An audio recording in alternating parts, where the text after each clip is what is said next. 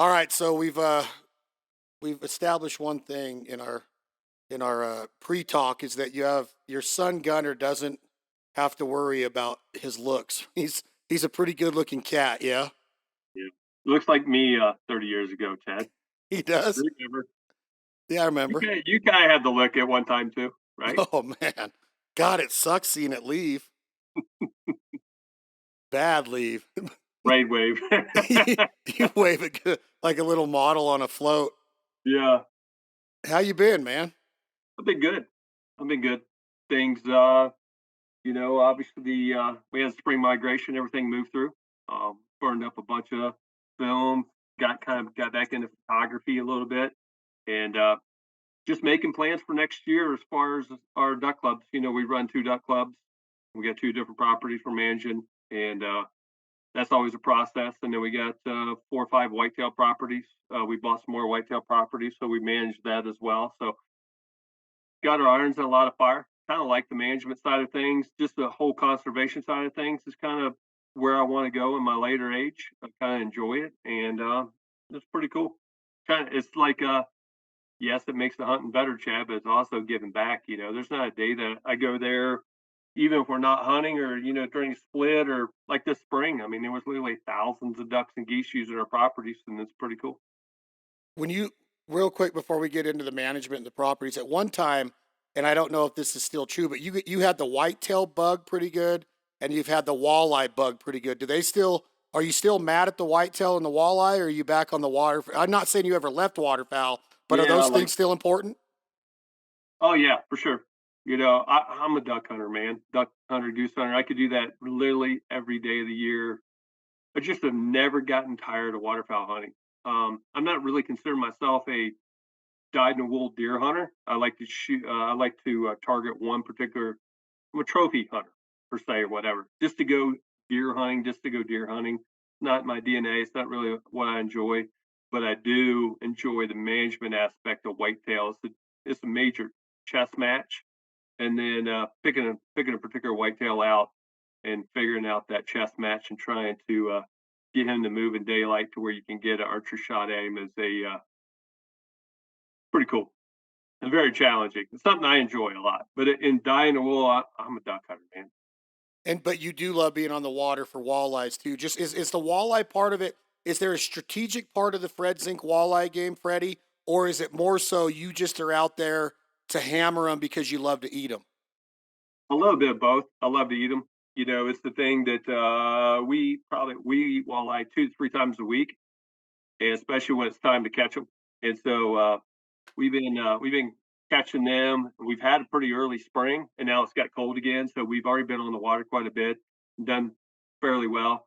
But it's going to get lights out. Living in Portland, Ohio, uh, it is definitely the walleye capital of the world. I mean, the best walleye fish in the world is, actually 1 mile from where I'm sitting right here. My boat's sitting there right now. And so it's just part of the culture where I live is fishing and being on the water. And walleye are so good to eat. Yellow perch are good as well. And then the whitetail and the turkey. I think the whitetail bug is such a challenge to harvest a mature whitetail. Animal 4, 5, 6 years old, 7 years old, and buying a piece of ground. It's no different than the waterfowl side of thing. Buying a piece of ground that might only have a small deer herd, 2, 3, 4, 5 deer living on it, and going in there and doing the timber stand management, playing the warm season grasses, the food plots, understanding access, setting the trap to where those deer are living there basically almost year round and not knowing that there's any human intrusion whatsoever. You're just watching everything from a distance until that mature deer shows up that you want to try to hunt, and putting a plan together to where you can try to harvest him within 2 to 3, 4 hunts. Because if it goes much longer than that, a lot of times they figure you out and they figure out they're being hunted, and they hunt you as much as you hunt them, and they'll basically get in areas where they can see you coming. Hard to get in and out. Very, very intelligent animal, especially mature whitetail. There's a lot more whitetail deer hunters. Let's just stick with the continental United States. Yeah. Not even Canada where there's huge whitetail, but the lower 48, there's a lot more white-tailed deer hunters than there are any other type of hunter in the country, including waterfowl, turkey, predator, western big game, you name it, whitetail is the king. There's a reason why, because of you need a rifle and you need some blaze orange. That was the ideology for a long time. Maybe just one bullet after you sight your rifle in, whether you're shooting a muzzle loader, whether you're shooting a bolt action, whatever. You're one of the best waterfowl hunters in recent history. I can't go back to the market days. I never got to hunt back there, but you're one of the best, probably the best all around waterfowl hunter I've ever accompanied, ever been around, ever learned from. I don't need to kiss your ass, but you know that you are. You had a special gift and in pursuing waterfowl and tricking them. In your opinion, Fred Zink, is whitetail just as difficult to be consistently successful as it is with waterfowl hunting on a day-to-day basis? Yeah, definitely so. It's harder to be more consistent, and that's the beauty of waterfowl hunting. Because in waterfowl hunting, there's no trophy per se, right? Like if you go shoot a Drake mallard, a limit of 4 or 5 greenheads today, and you go out and shoot them again tomorrow, outside of a leg band, there's not a trophy considered. All greenheads are created equal.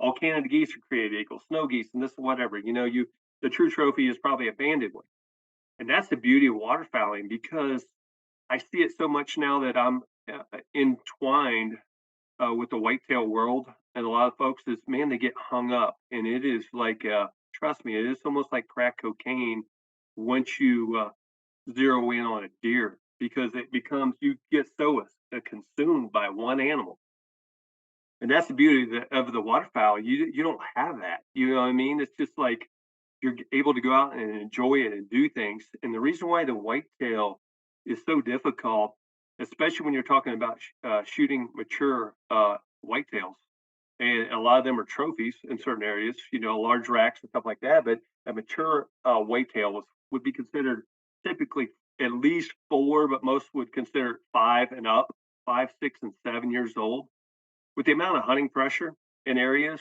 number one, it's hard to get a whitetail that old. Number one, and number two, it's hard to get a whitetail of that age class to move in daylight in a lot of states simply because of hunting pressure. And then once you jump over those couple hurdles, and then you have to shoot, in many cases, in the Facebook crowd, you got to shoot one that's not only 5 or 6, 7 years old. That's cool. You got to shoot one that also has a large rack that scores a lot of points. And that is even harder because you got to have the genetics. Not all six-year old whitetail bucks have a big rack. You get to Michigan, some of them deer might be 115, 125, 30 inches. You get in southern Iowa, those deer are going to be 170 to 200. And so it depends on where you live. So trying to consistently shoot a large whitetail, a mature whitetail year after year, and then also one that scores is a very, very difficult task to do, especially if you're not a large landowner, if you don't have thousands of acres where you manage. Talking about knocking on door, getting permission, getting a lease, buying small pieces of the dirt, managing them to the best of their ability to do that. It's tough. You got to have some luck. Take me through the ideology of managing land like you were talking about, because we're getting ready to get into the Fred Zink duck clubs in Ohio around the area that you grew up in Port Clinton and Lake Erie. I want to learn about managing and imprinting and feeding and all that, but also apply it right now, please, Fred Zink, about managing whitetail food plots. Is this baiting? Why do states like Kansas allow baiting? Could you ever kill a whitetail in Saskatchewan without baiting? I very rarely ever see whitetail in the wild up there. You've been up there way more times than I have. I don't think I've ever seen a trophy whitetail just standing beside the road. They're in the bush. A lot of them are in the bush, and I guess that's the reason why you have to bait them to ever see one. But is it okay for a whitetail hunter to consider a Kansas whitetail a trophy if a feeder's going off and those deer are tied? Like, take me through that mindset, because a lot of states you can't bait in. Well, so that lives really close to home because Ohio is a bait state.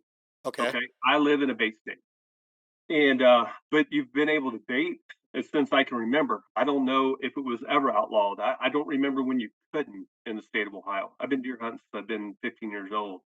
Of course, I did it with my dad and my uncle to where we just went on deer drives, and archery wasn't that popular. It was gun hunters. You know what I mean? That's what drives the Orange Army, drives the numbers when it comes to whitetail hunters. Now, to be honest with you, archery has grown a lot, and putting crossbows into it has grown it even more. I think there's probably less gun hunters now than there used to be, but there's more crossbow hunters because now they can hunt all year round. But getting to the bait side of things, um, is it hard to kill a mature whitetail over bait? And the answer in most cases is yes. Um, is it hard to shoot a 2 and a 3-year-old over bait? No, it's very easy. But because there's so many bait piles and so many hunters hunting around them, that those deer get spooked around bait piles a lot. There's human intrusion.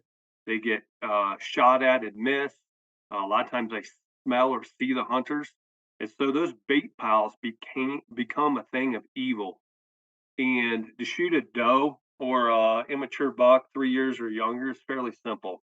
But after they get a little bit older, they get wise to them, and it's very, very difficult to shoot a mature whitetail over bait unless all the weather is in your favor. Like if it's 20 below zero and cold for a week, those deer got to get up and move, and they got to survive. That's a different ball game. But day in, day out, it is fairly hard to shoot a mature deer over bait simply because they come there every day, come there, or excuse me, they come there every night.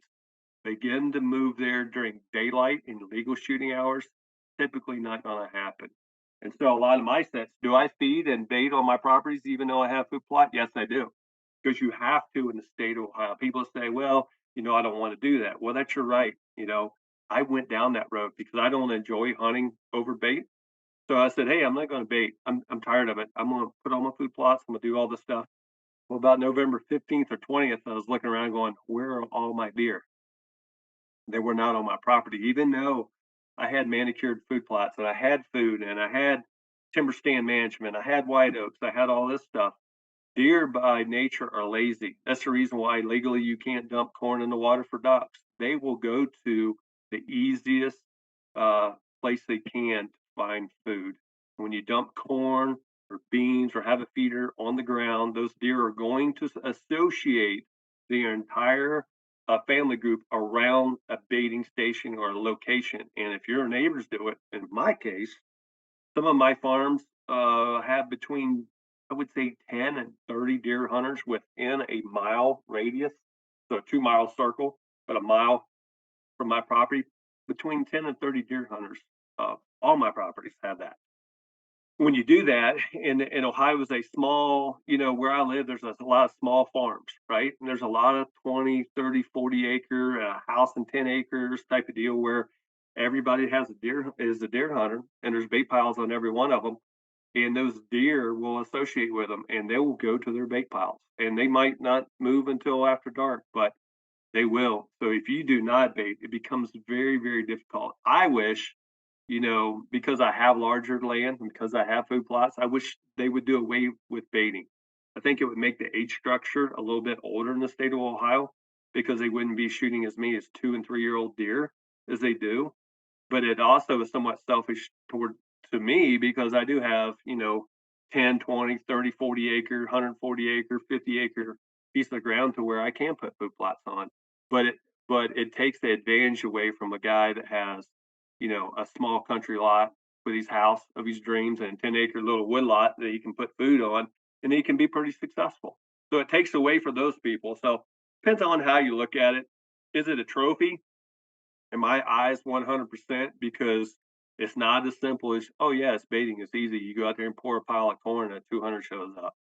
That's not true. I mean, I live in the state of Ohio. I know it's not true. It's still those deer will adapt to any pressure that you give them, and they get smart, just like waterfowl.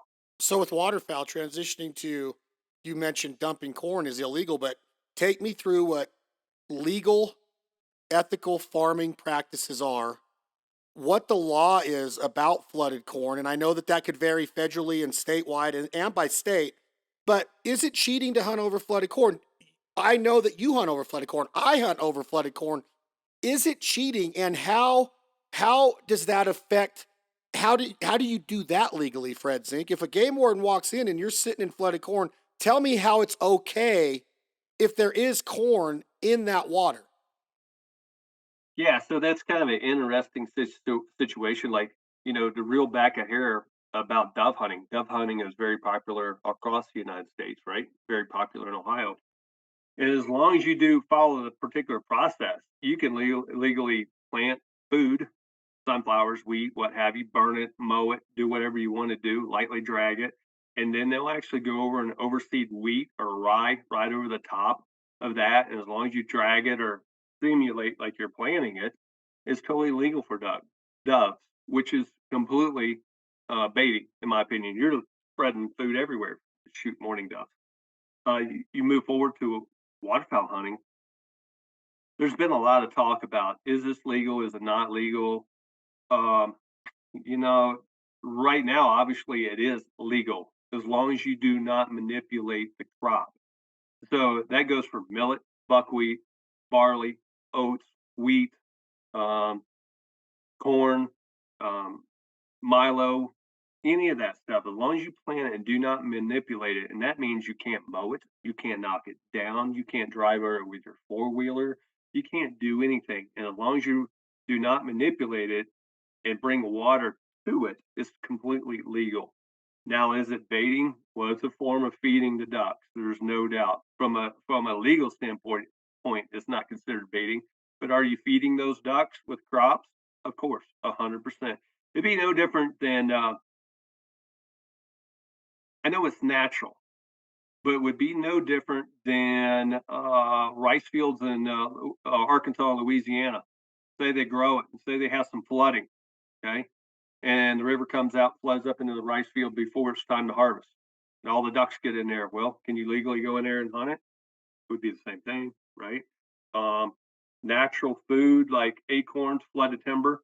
I mean, in true reality, yes, it is a natural food. Okay. Acorns are natural. You're not planting that tree, but who's to say you go out there and you plant a grove of 400 oak trees and then 25 years from now you flood them? What's the difference in planting a ear of corn versus acorns dropping out of a tree that you planted or whatever? You're still baiting. You're still food. Ducks have to feed, and they come to food. So currently, it's legal. It's such a people are against it. People are. I hear a little bit more about people from the south being against it, simply because there's so many more managed areas in the north, in the central flyaway, even as far south as Tennessee. From that point up, there's so many more managed areas than there used to be, all the way to Canada. Chad, you and I have been going up to Saskatchewan for a long, long time. I had never, in my youth, I started going to North Dakota when I was 16 years old, 15 or 16. I never seen corn in North Dakota, like never seen it that far north. You get much further than like Nebraska or whatever, that's about where it ran out. Where the hybrids, which is a hybrid means it's a genetically engineered corn that has a quicker growing rate, right? Maturity rate. And the reason why corn wasn't planted in Canada is because a maturity rate on corn was 120, 130, 140-day corn. Well, they couldn't plant corn that far north because it didn't have long enough to germinate, grow all the way an ear of corn, get hard for the farmer to harvest it. Now, I don't know what the lowest is, but I have some 74-day corn that I plant. So I'm still, I know it's all the way down to 74 days that I know of, and I think there's some 68 out there to where they can plant that much further north. So corn is when we're talking about mallard ducks. Once the temperatures, in my opinion, when the highs are 43 to 44 degrees or colder, and the nights are freezing or lower.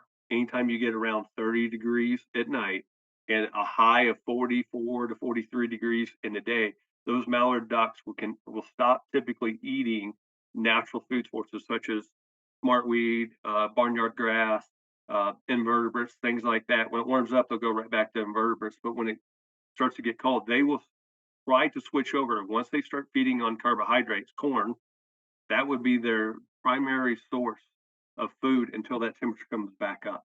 And so in my impoundments, Chad, what I do is I have impoundments where I control the water very precisely. And my early impoundments in October, I only plant enough corn. Wood ducks love corn, and we like to shoot a few wood ducks, and they love flooded corn. So we'll plant some corn for the wood ducks, but we mostly plant the corn almost 100% to hide in. We run our boats that we hide in are very, very mobile. We have a system we use and it's very, very effective. But we use the corn to hide in, and then we will actually allow in this area right here in northern Ohio, it used to be called the Great Black Swamp. It used to be 310,000 acres. It started up here in northwest Ohio, went over to the Indiana line, into Indiana, and up into a few counties in Michigan. It was 310,000 acres called the Great Black Swamp. And we have such a seed bed of barnyard grass, which is a wild millet. You know, millet's also used by many duck clubs and many waterfowl managers, especially for teal. And then down south in Arkansas, they flew it in there. You know, shit, Chad, when I was first started going down there, those reservoirs, if they get a dry year or a low water year, they'd suck them reservoirs down and take a crop duster plane and fly in millets in there and let it germinate and put the water to it, and then it'd be black with mallards, you know. But barnyard grass is a natural wild millet, is all it is. It's kind of in the family of like a foxtail and things like that, to where it produces a very small seed like teal, pintail love it, mallards love it, and so there's such a combination of food that you can use that you can plant. But early in the year, I will go in and agitate the ground. I'll do some Roundup to begin with to kill some broadleaves. And then I might go in with 2,4-D, which will kill broadleaves, but not any type of grass. And so I'll go in there and just spray 2,4-D, allow that barnyard grass to naturally germinate. And usually just work my dirt and I'll go in with a colopacker or something to create some compaction. A colopacker is the best thing to do it. In about June, middle of June, around the 10th through the 15th, I'll go in and pack it and create a tight seed bed. So when it does rain, moisture doesn't come out. You know, if you have a bunch of loose dirt, small plants can't germinate typically because they will germinate and the roots will start to grow. If you don't have any rains come right away, it's called firing out. The roots will just go dry simply because they can't grow fast enough to get the moisture. But as soon as you pack that dirt with a colipacker, at that point, then when you get rain, the moisture in the ground is very shallow and it doesn't evaporate with sunshine or air or wind or what have you. And so then that grass will grow and it will grow and it won't fire out. And then by the time the next rain comes, it's already an inch or two, and then boom, it'll explode. And then I'll put some nitrogen on it, allow it, and it is a natural grown duck food. And in my opinion, as good, if not better, than corn, better than buckwheat. It's better than about anything you can plant until the temperature gets in the low 40s for the high and in the 30s for the lows. Then that's where corn is king. And if you're hunting mallards late in the year, then my second, third, my later impoundments that I plan to flood late in the year, sometime around mid to late November when it gets cold here, will be a pretty good portion of it will be corn, because by that time I'll have enough ducks coming that if I don't have the food source, they will 100% eat you out. And when they do, they're gone. They're gone. They'll just move to someone else's place. Yeah. But Chad, up here in this area, we haven't had a real winter since 2014 and 15, 14, 15, the year of 14, 15. We haven't had a real winter since then. I mean, I live 17 and a half, from right where I'm sitting, I'm 18 and a half miles from Ontario, Canada, right? Pretty far north. It, it doesn't get cold. If it does, it's a very short-lived period of time. I feel sorry for the folks like, I mean, as much as you travel, many friends as you have down south, man, the duck hunting was tough this year, but it was so mild. Um, Cold weather is a huge issue, but the biggest issue to get ducks to migrate, and the reason why ducks are not migrating, is snowfall. But if you get, even when I was a kid, growing up in southern Ohio, when I was 10 years old, at spring break at Christmas time, I rode snowmobiles. We snowmobiled, hunted geese, and rode snowmobiles because it was snow on the ground, whatever. Now I live in Northern Ohio, and I got stone bills. Actually sold half of them this past year because you have to go to the UP of Michigan, 7 hours further north of where I live right now to really even have rideable snow. And this year, they hardly even got it there. I think it was about a 3-week period of time where they had decent snow to ride. Um, Cold temperatures do not move waterfowl south anymore. It does soft ducks, like, like teal, widgeon. Some pintails are somewhat hardy, but pintails also go all the way down to Mexico and stuff like that. But when you're talking about the bulk of the birds that people mostly like to talk about, that's mallard ducks. Cold weather doesn't move them. It's snow, and it's about 4 to 5 inches, 6 inches of snow for sure. If you get 6 inches of snow, mallards will migrate out of that area almost 100%. They will migrate to the snow line. We just don't have a lot of the north simply is not been getting the snow to push the ducks down. And if it does, it'll snow, and man, in a week it'll be 55 degrees again, and then all those cornfields are all sheet watered, and all the bean fields are sheet watered, and those ducks will come back right back north again. A duck does not want to go to Louisiana, doesn't want to go to Arkansas, doesn't want to go to Tennessee. They don't want to leave the breeding grounds. They move out of the breeding grounds because they have to because of weather. And so the weather is the key aspect of pushing. Now, when you get blue wing teal and things like that, moon migrators, they're going to push. And majority, over 80% of the blue wing teal will winter south of the border, out of the United States into Mexico, right? But when you're talking about mallards, black ducks, pintail, things like that, they don't want to go any further south than they have to. And so I don't think it has much to do. Now, does it contribute when the folks are managing more in the north? Yeah, because it didn't used to be a thing. Simply because in most cases, a lot of places you couldn't. And what I mean by that is, it would freeze up early. Like, who was going to spend a bunch of money on land, putting all these poundments in, and doing all this work and spend all this money when halfway through the season it's froze, and the ducks are gone. And so now, it is getting cold enough to do that. We haven't lost a day of hunting because of ice where I live. And my marshes, Chad, are you could almost wear a pair of knee boots. We wear waders, but they're somewhere around the knee. You know what I mean? Deep wise, anywhere from probably 24 to maybe 32 inches deep. A lot of places even shower. We never lost a day all year in the last 3 years that I can remember because it was frozen. Nice. Okay, I want to talk about weather in a second, but I want your opinion on this. I just had a podcast with a couple of our mutual friends, Eric Larsgaard and Christian Curtis. Christian is what you would term as a southern duck hunter. Hmm. He he did some research and brought up a point after a conversation with Mr. Chuck Locke, another mutual friend of ours. Um, we all agreed that the year 99 2000 was the most memorable duck season. This is like right when I started duck hunting. This is the year I met you at Max Prairie Wings at the Wings Over the Prairie Festival. I had started in 97 and then I started qualifying kinda mainly because John David Stanley would disqualify every year in the Nevada state. So I got to compete in the worlds. So I started going to Arkansas. At that time, everybody was crazy about the duck season in 99 2000. It was the best there ever was. That's what they were saying, dating back to market hunting days, maybe. The records show, Mr. Fred Zink, that 14 million mallards were in the flyway that year, and there's less than 7 million now. I know that it takes snow and open water.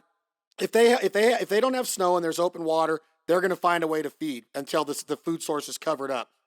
But what happened to those ducks, in your opinion, Fred? Does hunting put so much pressure? Are there so many Americans going to Canada now and hunting brown ducks over spinners in September? Does dry field hunting hurt duck hunting in North Dakota, Minnesota, all the way down to Kansas, Oklahoma now in the peanut fields? I mean, dry field hunting is at an all-time frenzy. Where did 7 million mallards go? All we thought of and came to before our conversation ended was you got to have water. If the breeding grounds are dry, if the pothole region is dry, you're going to lose ducks to predation, to foxes, to skunks, to eagles, to hawks. Where did 7 million mallards go, Fred Zink? 60-day duck season since then. The Got what? something to do. 60-day duck season since then. When I grew up, my first years in the duck blind was 30-day duck season and three. I remember when Chuck Locke and Marion built that building. I remember the story. And they like, if we don't have a 10-day duck or excuse me, a 60-day duck season for at least, I can't remember what Chuck said. It was like 10 years. He said, I don't know if we can make it because, Max Spray Wings was a monstrosity of a building. They had so much overhead. It was such a step out move for them to build that big of a building and become that big of a company that they needed that revenue of people coming to that area and buying from them for I can't remember what that was. I think it was about a 10-year period for them to think that they could actually make it. Okay. That's 14 years ago. That would have ran out. When he built that building, it was early 2000s. I can't remember. I'd say about 2002 ish, one, two, somewhere in there, right? Is when they Yeah. built the building. And 60-day duck season. And I guess my biggest question, and this is one that I really hang, the one I totally believe, and that is, who's to say there was 14 million mouths? Who's to say there's seven now? You know, and why I say that is because I see the same thing here, Chad.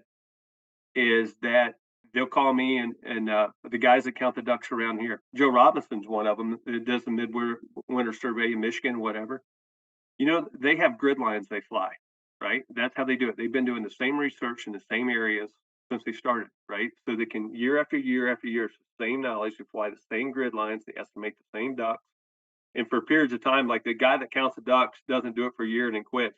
They might do it for 10, 20, 30, 40 years. So you have someone in there that continues to count the same way, same style year after year after year. So that's normal, right? That's a good norm. That's a good thing in the equation. But they fly the same grid line. Well, the grid lines move, ducks move. Ducks aren't where they used to be. I see that here. The guys around here will call me and go, I go, how many's on refuge? They'll go, oh, well, McGee Marsh has 1,200 mallards, and Ottawa National Wildlife Refuge has 1,100 mallards, and this and that, whatever. I go, that's all? And they go, yeah, that's all. I said, go to my place tonight at 5 o'clock. They go, what? I said, just go there at 5 o'clock tonight and watch. You tell me if there's 2,200 ducks in the area.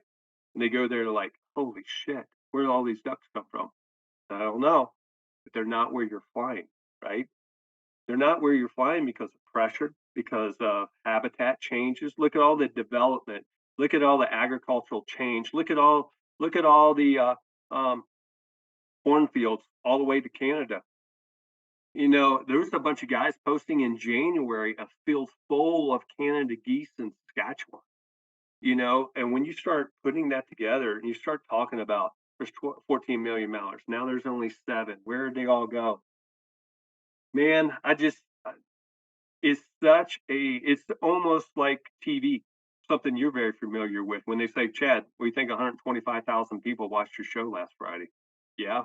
What's the sampling? And once you start digging into it, you're like, oh, wow, that's pretty much a guess, isn't it? Like the sampling is so small that there's a big division factor there to figure out there's 120,000 people watching your TV show. Well, I think the same way with the waterfowl numbers. I can tell you this as a duck hunter, this duck hunted my entire life. I started when I was 9 years old. I'm 53 years old. I travel all over Canada.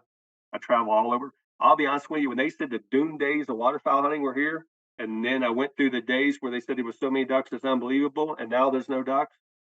I've never seen the difference with my eyes. Talking about someone that hunted as far south of the Louisiana all the way to the bush in Canada. I never went up there and go, wow, man, there's hardly any ducks. I've never seen that. Same way with continental snow geese. When they're talking about the numbers, I don't even think they're close. I think there's way more snow geese than they've ever counted. When they said there was X amount of, I'm like, there ain't no way, man. I've seen 3 fields this week that had 80 to 100,000 within a 30-mile radius. So it's so hard to estimate. I'm not saying that those guys aren't doing a good job. I'm just telling you, in my opinion, it's a very challenging job. And I think ducks move. I think they have moved because of agriculture, because of pressure, because of environment. because of the temperatures. And I just don't think there was 14 million mallards in 2000. I don't think there's 7 million now. I don't think we've lost 7 million, my opinion. I just don't see it. What There's about a lot of ducks. the part of that question of dry feeding and hunter pressure? You haven't seen much of a difference, and the science says that hunting doesn't put on it. But has dry feeding and the amount of hunting going on north of the border when you can't really establish the sex of a duck? If you go up there on opening day in Saskatchewan and you put out a spinner, you're going to kill 7 brown mallards potentially, or 8. You could kill 8 up there. Does that hurt ducks at all, Fred Zink, when you're could be killing 8 hens at a time? Oh yeah. When you shoot a hen, when you shoot a hen duck, in general, you're affecting the population, in my opinion. I'm not saying that if you do, you're a bad person, but I will say there's a reason why pheasant hunters shoot roosters, right? There's a reason why. Is because they want the population to grow. Roosters and drakes don't lay eggs. Hens do. And so, when you go up there, or in general, when you're shooting hens or a lot of hens, it does affect the population. Now they say because a hen duck has a lot of predators.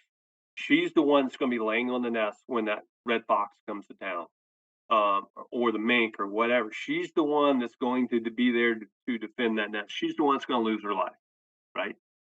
Um, and so outside of hunting, there's a lot of pressure on hen ducks in general. Same way with wild turkeys, you know what I mean? Reason why you shoot, the male turkeys in the spring. That's what you go after. So I do think as hunters we could do more. In most cases, the limits are a lot lower on hens. But as hunters, I think we do a lot more of not shooting hens. Try to make a practice out of not doing it. I know what happened. I've shot hens. I've shot hens on purpose. I've shot hens by mistake. But generally speaking, I go out of my way to shoot uh, drakes, simply because I want that resource to be there and better for my grandchildren, my children and grandchildren, great grandchildren, and other people to share down the road. I think as hunters, we can affect the population by not shooting hens. I think if we didn't shoot any hens for 3 years, I think it'd be a lot more ducks. That's just my personal opinion, and I can't see how anybody would beg to differ. If you can put a million more hen ducks on the prairie and they have successful of, let's say a successful brood might average, I don't know what the average would be, say it's 4 after they have, 8, 9, 10, 11 eggs by the time they get to maturity, whatever. Say it's 3. You put a million there, that's 3 million ducks. You do that for three years, that's 9 million ducks, right? Plus that's just that those ducks that you're returning. But say each hen has another 4 hens. Each hen has two out of those 4 are hens, and they go back up there, and now it multiplies. So shooting hens does matter. I don't care what they say. I mean, it's just math. I know it's good to say that, but generally speaking, I think shooting hens. Um, and then um, the populations uh, are definitely strong as hunters. I just think we went through, in most cases, most people will just tell you we went through one of the roughest duck seasons that most people have seen in recent years. So I Sure. think there's a lot of talk about that, but generally speaking, it was extremely warm too. Extremely warm. I can tell you, we had one of the better duck seasons we've had. We've consistently been doing good because we manage pressure. But when you're talking about hunting ducks in the cornfield, who's to say who's right or wrong? But there's a lot more outfitters, Chad, than there used to be. There's a lot of more outfitters, and outfitters tend to be more effective than your average Joe and Bob down at the local marsh with a dozen decoys. They got trailers full of decoys, they got leases, they can rest the birds, they got 10 spinners, they got ground blinds. They're there and they're shooting a pile of birds day after day after day after day. And I don't know if that's changing it. If so, slightly, but they're definitely more effective. Now you take that same scenario, Chad, and you look how many outfitters are in Canada now that are American outfitters. When I used to go up there, I can a day in day out outfitter in Canada would have 3 dozen super magnum shell honker decoys, and 2 willow blinds. And he would go out, set the willow blinds, set the 3 dozen honker shells up, put the guys in there, and then he would go scout for the next day. He wouldn't sit with the hunters. He couldn't call. He couldn't do anything. And those guys would have a really good hunt, and he would find a field for the maybe that evening or for the next day. He'd come back at 10 o'clock, no matter what, and the hunt was over, and they pick up what they had and go back to the lodge or to the bed and breakfast for breakfast, and that was the day. And now, man, you got American Outfitters that are up there that know how to hunt, and they have guides, and they can blow a call, and they got 500 full bodies, and they got the A-frames and the ground blinds and spinners, and they're running some people through there because they're trying to make a living doing this, and it's tough. And they're doing it by running numbers because by the time you pay for all that, you pay for all the guys and all the leased land and all the lodge and all that stuff. How many outfitters, you know as many outfitters as I do, Chad, how many of them do you think is getting rich? Not many. Not many. Most What of what them, well, go ahead. I don't want to interrupt you, but before you end your talk about outfitters, talk to me a little bit about your knowledge on Manitoba, what they did with the what they call the super camps or the big camps of Americans that'll be in the bar down here and they'll be in Port Clinton drinking beer on a Friday night and they'll be like, "Hey, I got a camp up here. Bring 8 of your buddies, $600 a day. I got this little farmhouse rented out. I got a cook that's going to help me." Bam, all of a sudden they're an outfitter. But Manitoba, I think, outlaws this or did Yep. a year ago, Yep. and it just went to the outfitting board of Saskatchewan. I think they voted against outlawing it. What's Fred Zink's opinion? Am I right on that? What happened in Manitoba, and what's your opinion on all of that? Yeah. I mean, it comes down to dollars and cents. Obviously, outfitters want people to come up there simply because a majority of outfitters, in true reality, are Americans. I mean, let's just face it. I mean, they are, and they're trying to run numbers because they have to, because they build a nice, fancy lodge, and they're up there trying to make a lot of money. And because of that, then you put freelancers on the landscape. They're out there also trying to get permission and run around getting fields or whatever. It becomes chaos. Everybody's mad at everybody because everybody wants one thing, and that is a pile of birds at the end of the day. You got freelancers that took their week off of vacation, want to go do it, and then you got these outfitters that and really and truly are probably running too many people to have really good consistent hunts, right? And they're borrowing and begging to try to get permission and doing all this stuff as well. And there's just so much more pressure. Pressure is the issue with a lot of things that we're talking about. And it's pressure is the issue in Canada.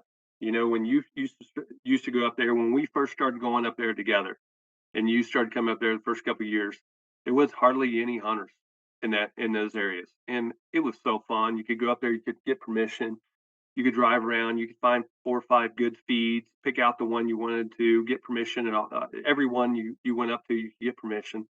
And man, with some advertising and with our TV or at that time our videos and a couple articles in a Ducks Unlimited magazine kind of messed a couple of areas up for me because they actually put the town I was staying in, wasn't supposed to be in the article, but ended up in the article. And you were on one of those trips. Travis Mueller was on one of those trips. We went up there the one night we seen 17 trucks out spotting, and those areas simply can't take that much pressure. There is a lot of birds in Canada, but they're scattered, right?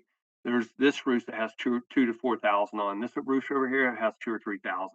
It's not like there's an area to where there's hundreds and hundreds of thousands. When you're talking about mallards, especially. I mean, they're scattered everywhere. Honkers, especially, they're even less. There's a few hundred here, a few hundred. Now you get over Manitoba, that's a little bit different, but those areas can't really take a lot of pressure. So, I seen that coming. No different than when you and I used to go up there and go coyote hunting, right? And then you had to go with you couldn't shoot coyotes, and then you could go with an outfitter. I think it's probably good for the outfitters. I don't know how good it is for the local economy because those freelance hunters, when they go up there, they stay in hotels. They're buying gas, they're going to restaurants every night, spreading the wealth. And now when they go up there, obviously they're going and they're staying in a guy's lodge and they're eating his food. Now he's buying that food from a local grocery or whatever. But I think that economic standpoint is more pinpointed to, a few sources versus a lot of different people. The small diners in every little town to you remember when we used to go out there, we would stay usually the small bar and grill in town would have a hotel in the upstairs. We'd stay there and spend a lot of money there. And a lot of that's gone now for them people. And when I was up there this past year, I drove through some of those towns, Chad, that you and I used to hunt in. Drove past some of them because I had a day to kill. I just went to took a slow tour through Saskatchewan. A lot of those places that you and I stayed, that we used to stay, we stayed forever. Majority of them are closed. COVID probably had a little bit to do with some of that Oh, too, I'd imagine. 100%. Yeah, yeah. It's not just outfitters or whatever, and that's in a place where you can still freelance. It's just So there's a what's the lot there's a lot are of pressure here in hunting right now. are A lot there of pressure. outfitters going up there and doing it illegally? Is that why Manitoba?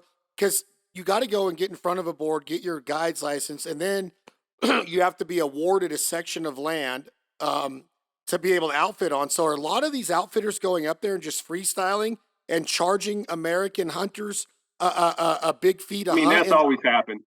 that's always happened. That's been happening for a long, long time. It's been happening since I've been going there. You know what I mean? To what degree, I don't know, but I definitely know it's happening 100%. No, I think there's so many, when you buy a bird license, you get a zone, right?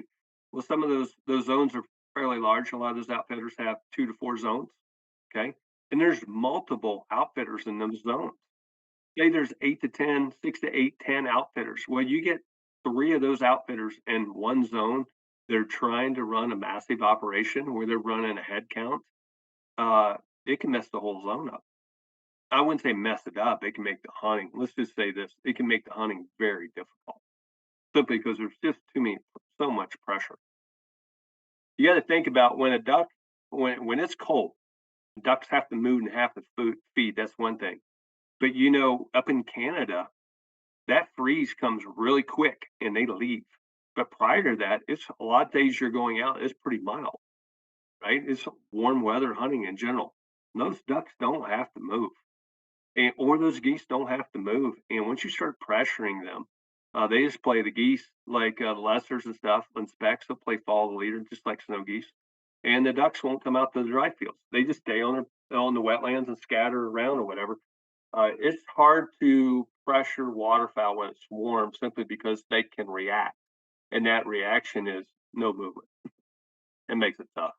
Yeah, they'll just they don't have any sense of urgency to get nutrition because they can sit on the water all day. Yep. But then Yep. with cold weather hunting, there there's always the timing it right too. You might not want to be out there first thing in the morning on a real cold day because they're going to keep their water open with body heat. They're going to come out and Yep. feed a little bit later. They're going to let the Midday earth warm action. up.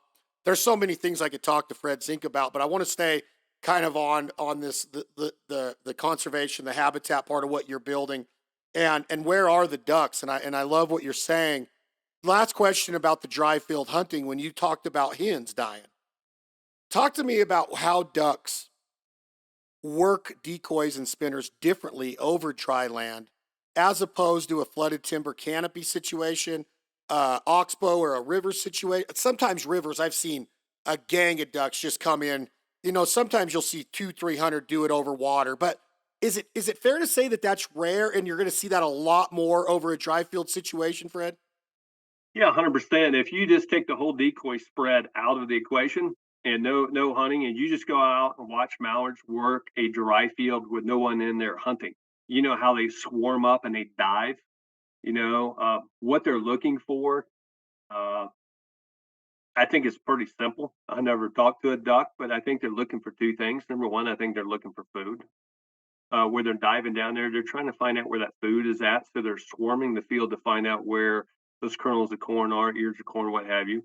And number 2, I think they look for predators. So they're swooping around and they're looking for, it could be fox, it could be coyotes, it could be whatever. And they swarm because I've seen ducks before lots of times swarming coyotes or red fox in a field, like actually diving down at them like a crow would an owl to drive them out of the area, like actually drive them out of the field before they would land. So ducks are more of a flocking effect. They have more of a flocking natural of genetically built into them when they feed. Okay.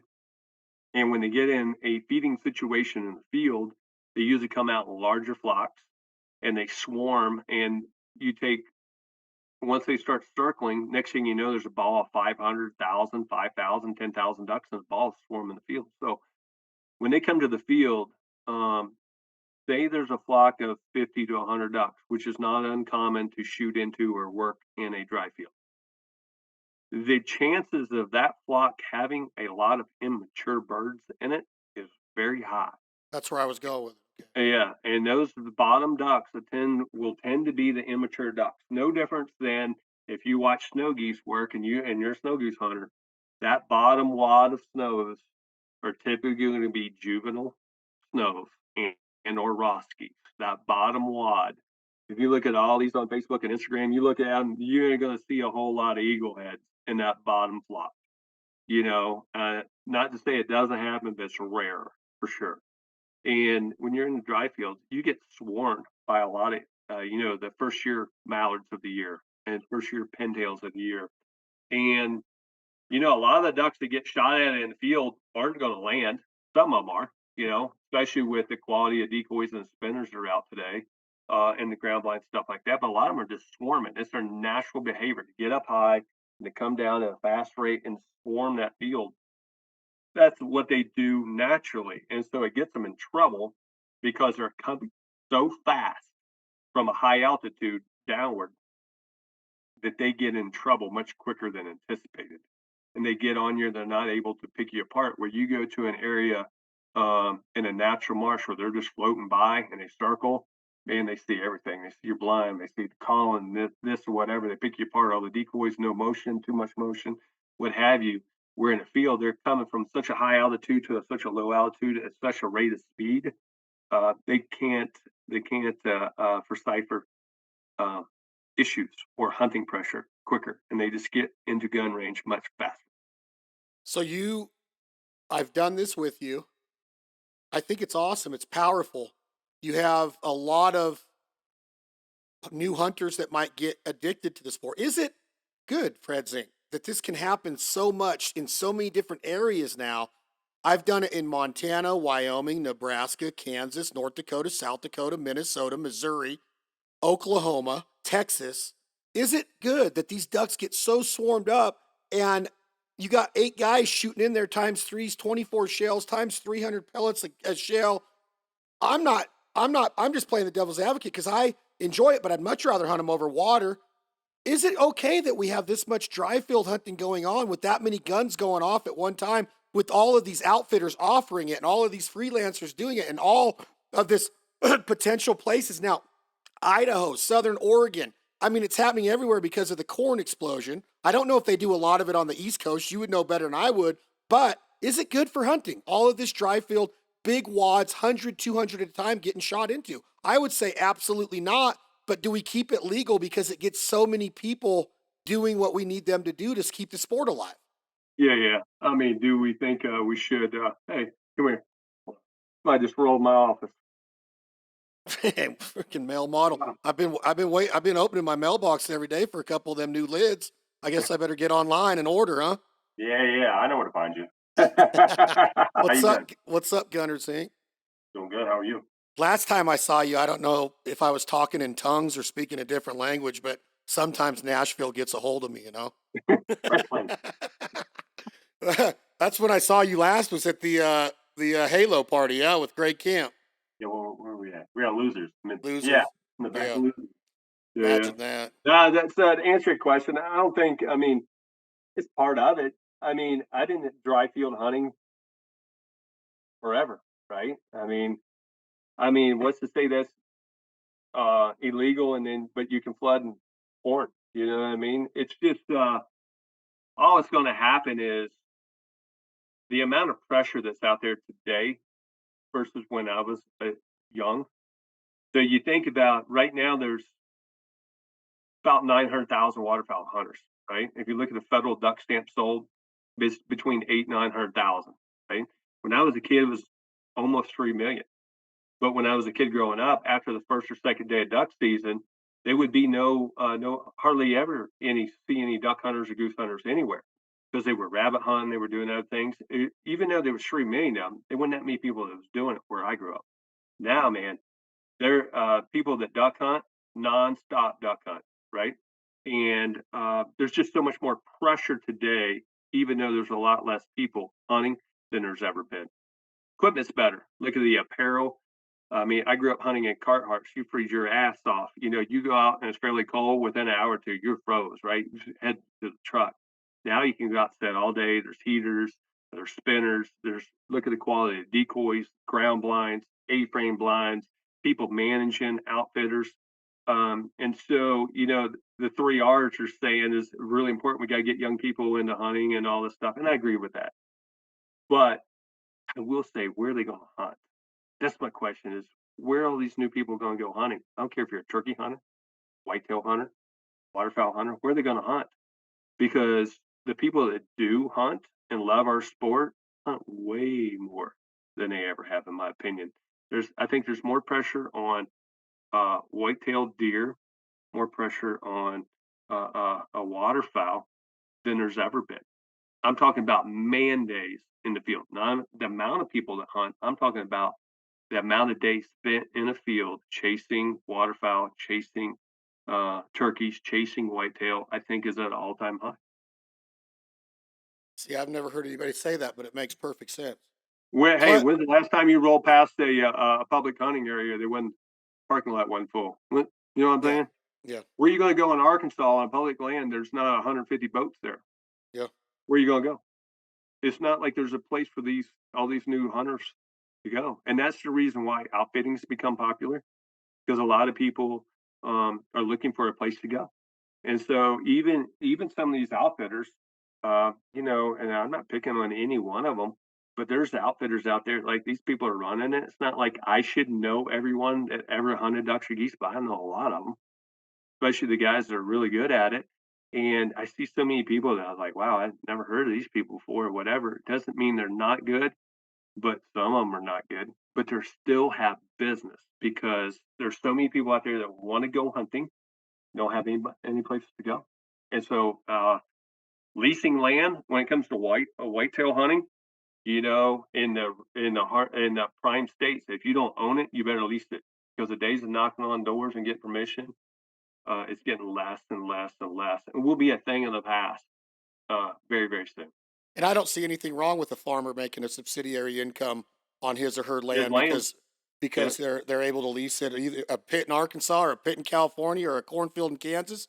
It's his land, and if he's got Hmm. the ability or she's got the ability to make some money, let's end our conversation with this, Fred Zink, because I think that we came up in a cool time, and you came up before I did. I learned a ton. A lot of what I know was from this man, Fred Zink, but we came up in a pretty cool time of shaking hands, some cool events, DU Expo in Memphis, all of the different retailer shows, all of the US Open and the World Goose was so big in the day, and the World Ducks seemed to be so much more powerful. I'm not saying the callers were better. I'm just saying it was a cool time to come up in this industry. My question to you to end this conversation, Fred Zink, with your history, you started Zink Outdoors, you started Zink Calls, the XR2, the SR1, the Moneymaker. I could go down the line. I own every call that you ever made. Then you started Avian X and the goose decoys, the duck decoys. Then you revolutionized turkey decoys. Um, my question is this: credibility in the marketplace. When I listen to you talk, you have credibility because you've learned. It's like, can you become a real country music singer without coming up in the honky tonks and cutting your teeth like Travis Tritt did? Can you really just get a song that people love on TikTok and become the next Travis Tritt? I don't know. My question though is social media good for waterfowl hunting? It seems like everybody is a pro now. Everybody has credibility. Everybody has a business. Everybody's selling something. Everybody can critique you. You should cut all the skin off every mallard you kill. You should never cook a mallard that way. That looks like dog food. Like you can't do wrong or right. Everybody's a critic. Everybody's got keyboard muscle. Everybody's selling something. Everybody's a pro. It's weird to me. I don't know if I'm going down the right trail with you. This might be a conversation over a glass of Jack Daniels between me and you someday. But is social media good or bad for the overall culture of duck and goose hunting? No other kind of hunting, just duck and goose. think everything that you said, 100% agree with 100%. Is it good? Uh, I don't think so. I don't think the digital technology is good for hunting. And what I mean by that is, you think about we're almost the last generation that basically grew up half our lives with no technology or very little tech. You mean We you mean reading a paper map? You yeah, you and I were almost the last generation that grew up doing it somewhat the old-fashioned way before digital media, right? Before before YouTube, before a cell phone, before a pager. You know, I was 21 years old before I got when the pager come out. You know, I was 30 I was Chad Belding, I was 30 years old when the first mobile phones came out. They were in a bag phone, you kept them in your truck. Because I was running my dad's excavating company, I remember, and I started working for uh, Avery Greenhead Gear in 2001 or 2. I remember getting pages from Tom Matthews, and I'd have to go to the truck to get into a cell phone, you know, in the work truck, bag phone. So if you think about it, we learned, you know, I grew up. I kind of struggle with social media personally because I grew up telling you know, my dad, whatever you do, don't tell people where you caught fish, where you shot your ducks, where you shot your deer. You didn't tell nobody, right? I grew up with that. And if I did, I got my ass whipped, right? I couldn't go the next week because I told my buddies at school that we shot a bunch of geese, whatever. It was just something that was not talked about. And now I really struggle with it about like you go I go shoot a big deer or we go shoot a limit of ducks or this or whatever. I really struggle putting it on social media because I grew up not doing it. And there's so many e-scouters that all they do is go around and find out where people are having success and just move in on it. So do I think it's good? No, I think it's good for society in general. I think there's so many number one, there's so many experts that are really not experts.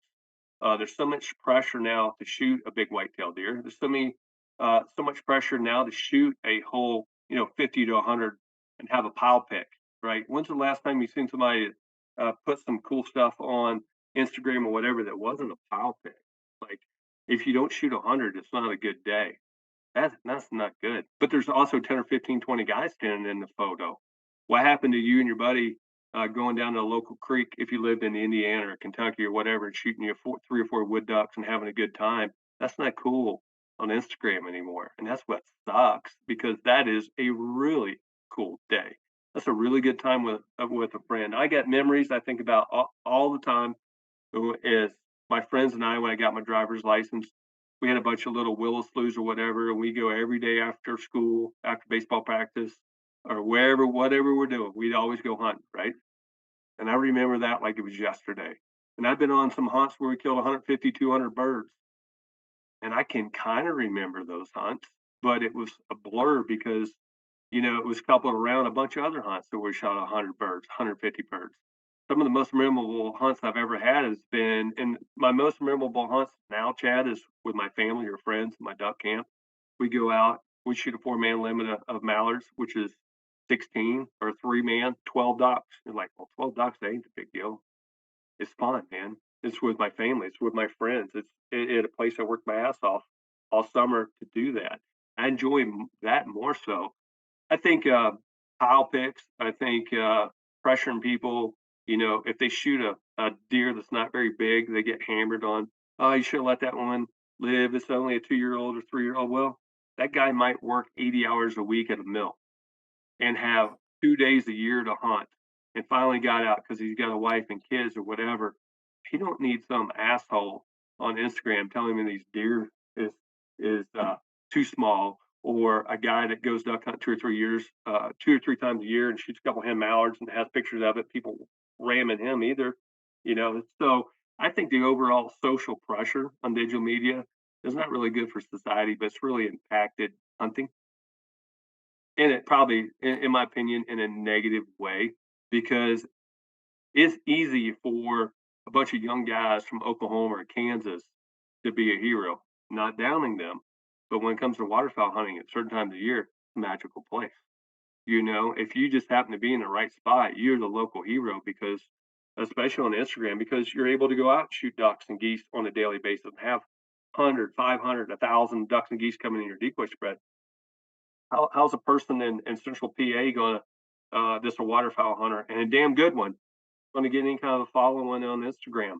Because going out and shooting 5 or 10 ducks is a big deal in Pennsylvania. But I guarantee you that person in Pennsylvania, you put them in Kansas, instead of having a picture of 100, you'd have a picture of 200, because they're damn good hunters, because they practice their skill very hard to be able to be successful in a not a good spot.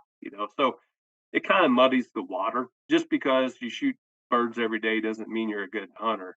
It might mean you have a damn good spot. It might mean you're a good hunter as well.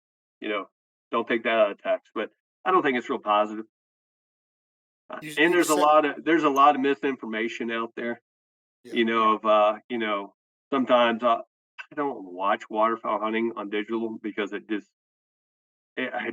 makes my head spin sometimes. But sometimes I will, and there'll be people, how to blow a feed call, how to do this on a duck call, and they start blowing. I was like, wow, man, somebody needs to teach you how to blow a yeah, duck call before you teach somebody else how to blow a duck call, because you don't know shit about what you're talking about. But they have a following. In most cases, I don't post on social media personally very often, but they might have a following 10 times bigger than me. It's because I don't post, and I'm not pissed off about it. It's just it's kind of interesting time, the amount of experts and the amount of pressure that people have on them to shoot, limits ducks, and have big pile picks, and shoot big deer and all that stuff. The pressure, and I was talking to Chris Paradise, executive VP of Mossy Oak, one of my best friends. We talk all the time. We're talking about the industry, and this is something you may or may not agree with, but I think you will. The heydays are over, my friend. The days of having fun and the days of it was just different. Um, if I could go back right now and say, "Hey, man, I like to be 20 years old," I don't want to be 20 years old again. I'm happy to have to live now. I wish that I would live prior to that. You know what I mean? And maybe uh, be much older than I am, but I definitely don't wish I was much younger than I am.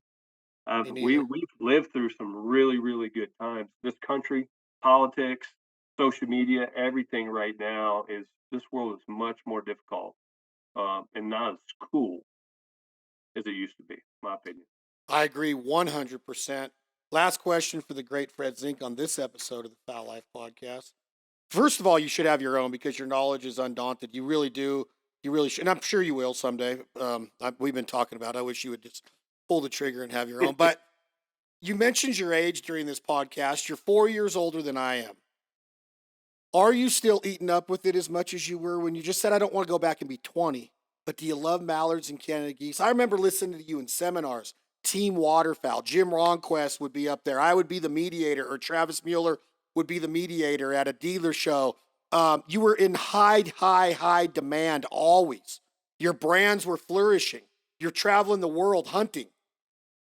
I know that none of that really matters when it comes down to family and those ducks and those geese. Are you still eating up with them, Fred? I see a lanyard with a lot of bands behind you. Do you still pick your call up and drive down the truck and down the road and still blow it for the heck of it still? Or do you have to anymore? Are you still addicted to it to the point to where you look at those decoys and you want to carve again? I know that it's about the land now, but what about the stuff that got you to where you are? Are you still addicted to it as much as you were at one time? Um, I am as addicted to waterfowl hunting as I've ever been, but in different ways. Um, I think me is right now. It's more about the properties. It's more about managing. Um, when I retire, I do want to get involved in doing some. I think there needs to be some laws changed, and some things that are very gray. I think there needs to be some work done with game laws in general, especially when it comes to migratory waterfowl. Um, but I love the land management side of things. I still love creating products that's going to make a difference for hunters on them tough days, no wind days, or like that A-frame. I was tired of laying on my back. I seen the time come where ground blinds wasn't effective. I knew there had to be some other way to do it, you know? Um, so developing and designing products is still a major, that's what I do every day, still today. As far as driving around blowing my duck or goose call, I don't. I don't do that any longer because I do it so much during the year, season, and I've done it for so long competing in calling contests. To be honest with you, the day I quit contest calling was the day I quit practicing duck and goose calling. I'm not saying I couldn't get better. I could have got better by practicing every day. But damn sure it was plenty efficient to call ducks and geese. You know, competing at the world level in any calling contest where you're calling turkeys, elk, duck, geese, whatever, is way higher of a level than you need to actually call the species, right? Where you get to be a world champion, actually a world champion duck caller at calling ducks is damn sure not on the stage. Not practice. And once you have the ability to blow that duck call, it's time in the field. It's out watching ducks, out watching deer, out watching geese, turkeys in their live environment and understanding them in their wild position, you know, in their wild, what they do, how they call each other, body postures, all that. But so am I ate up with it? Yeah, I am. I'm more ate up with it on taking people hunting that hasn't hunted before. Um, and really creating habitat so they can, you know, when they migrate back through here in the spring. I mean, we had thousands, 10, 15, 20,000 on a couple of our farms this spring, day after day. And I go there and photograph them and just watch the pintails and the mallards and understand that field that they were feeding in or that marsh they were feeding in, that natural marsh, was a place that probably 10,000 hadn't landed there in the last 10 years total. You know, 365 days times 10 years, there hadn't been that many total landed there, and I got them all there one day. You know, that's pretty cool. So, you know, it's almost like a curly tail. When you just start to get a curl, that's when you're learning. When you get a little bit halfway up, you know, then you're trying to kill as many as you can, and you want to test your craft and compete in calling contests and blow your call and shoot piles, and then you curl a little bit more, and then you start to get back and you come full circle, and that's more the story that I am is giving back and doing the conservation side of things. But as far as it getting old, uh, like I could literally go hunting ducks. I wouldn't say geese, but when it comes to duck hunting, I could literally go 365 days a year and never have to set my alarm to go do it because I get up every day wanting to go do it. Well, please, Fred Zink, Never got tired. if you could, please set a reminder in your iPhone right now to invite me on a couple of those duck days. Couple of them duck what? Duck days. I want to come hunt with you. I Oh haven't yeah, hunted with you forever. I know it's been a while. We're gonna do it. Yeah, Ohio, yeah. the I one and got only. there's a private airport right here. You can fly your private jet in. Yeah, The log. yeah. If I had your money, I'd burn mine. I've been to your house. Oh come on, Holy now you're jeez. wrong, Pally. No, but it's good. It's good. Pressure, pressure, pressure, pressure. We have a lot of duck clubs around here, and people, even though we have a lot of ducks, a lot of people had a rough year this year.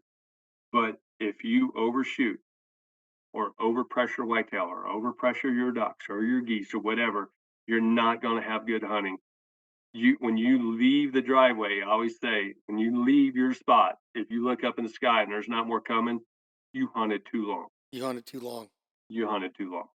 Yeah. There just the limit is a gauge not to go overboard, but it doesn't mean that's something you have to get every day to be successful. I agree. You see that a lot with turkey hunting right now with a lot of states, how they had to backpedal on their limits. Alabama 5-3, Georgia 5-2, Kansas 1 turkey now. You got to draw a tag in That's kind of weird, Kansas. ain't it? Yeah, it's Huh? weird. It's weird, and nobody knows what happened. It's just like this steady decline, like bluebills. Like bluebills have been on a steady decline since the 70s. When I Huh. was young, when I grew up, man, they were 10 points. You go to Michigan, it was called black and white season on a Sunday, and you shoot 10. Anything was black and white, you shoot 10. Bluebills are 10. Now they're 2 in my state. You know, they're not reproducing. There's more drakes than hens. There's a huge imbalance in the population. Is it because of hunting pressure? Definitely is not because of hunting pressure. Maybe back in the day, but now there's hardly anybody that hunts them because who wants to go out there and set up a whole rig and shoot 2 bluebills? right? Yeah. And so there's tons of them around, and there's not a lot of hunting pressure, but somehow, you know, the environment is changing negative.